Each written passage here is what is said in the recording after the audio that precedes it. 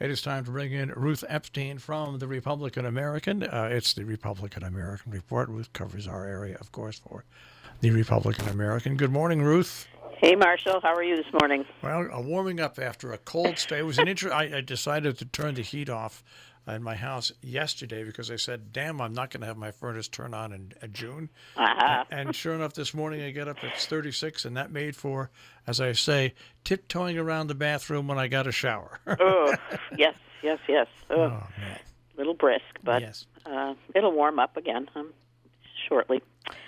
So, we, as the nation burns with all this chaos, we here in this corner had a quiet, very peaceful protest yesterday on the White Hart lawn, and what was most inspiring was that it was organized by some young people. High school and college kids really ran the event, and they had a nice turnout and lots of probably great, well over 100 people. And yeah. lots of great pictures on Facebook. They had their masks on. It appeared they were doing social distancing and all that. So yes, masks and very very well done. And hats off to those kids who organized it. But unfortunately, the rest of the country, as we say, is in chaos at this point.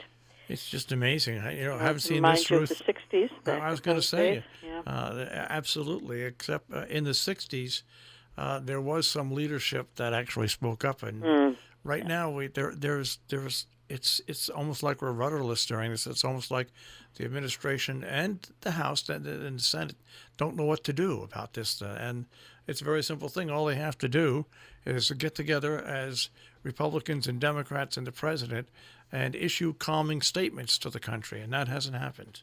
Yeah, really, you're right, rudderless. Yep, absolutely bad.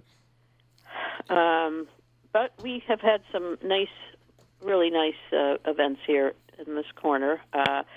The Fred Hall tree was replanted in Canaan this past week. Fred Hall was a beloved resident who was the town historian for 50 years.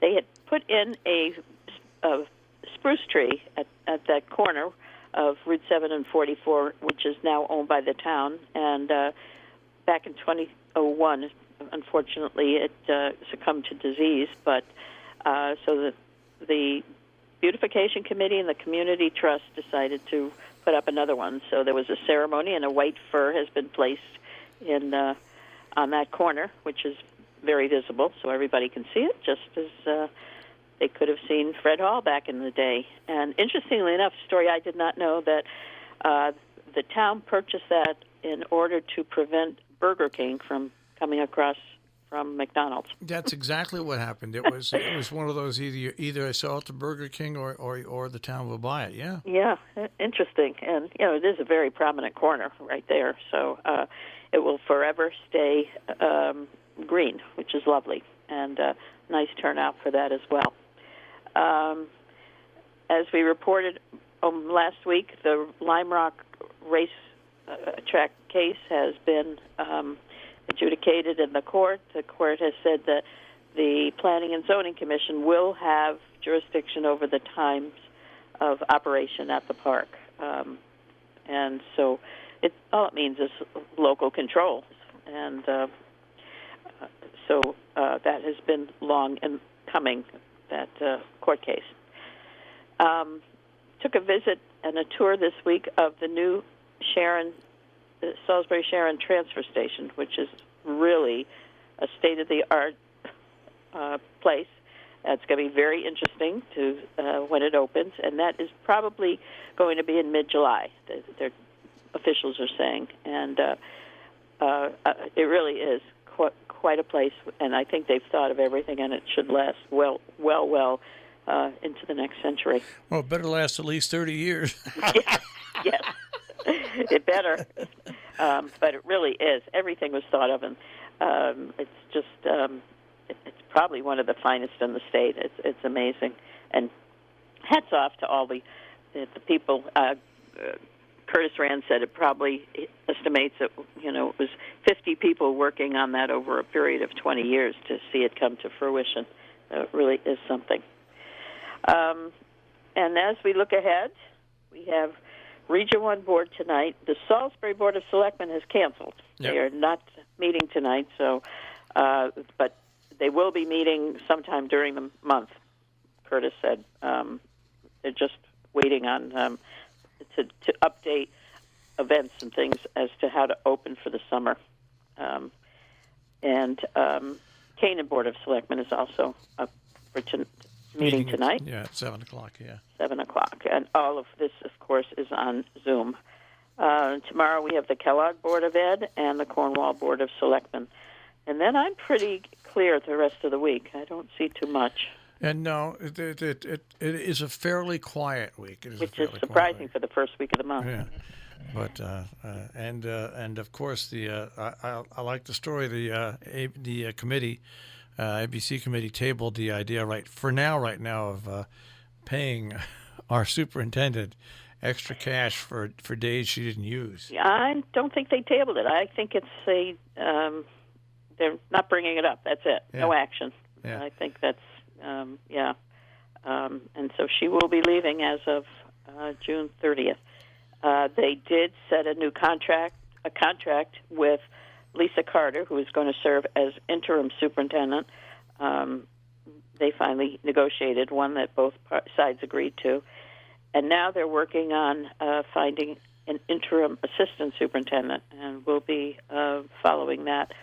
And that's going to coincide with, as they're still holding a search for the long-time a real superintendent. Yeah, superintendent. right. Hopefully long-time superintendent, permanent superintendent. So those meetings will continue to go on.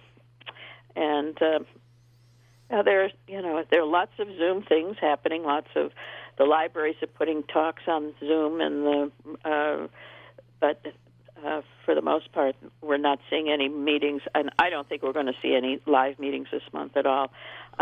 There are some openings. The Farmers Market in Canton, Cornwall, are now open, and they're doing it social distancing and have all kinds of regulations in place.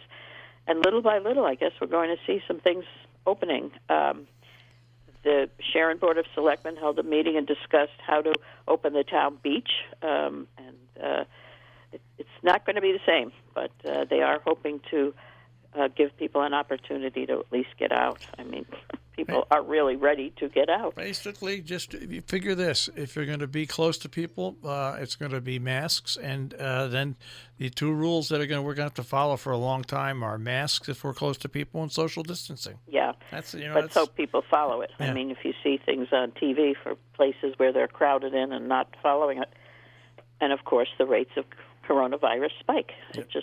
It happens. It's common sense. They are talking about opening the beaches, as I said, with no lifeguards, and I've heard that now in two towns. So people are going to have to swim at their own risk. People cannot be expected to put lifeguards in danger. So that's, as we said, it's going to be the new normal. Things are going to be different from what we've known and how we've lived. Yeah. So, all right, there, Ruth. So we'll keep on going. See what happens this week. We never know. Yeah, No. we never know. All All right, right, Ruth. stay warm. You stay safe. Yeah, you care. too. Bye-bye. That is Ruth Epstein with the Republican-American Report here on Robin Hood Radio.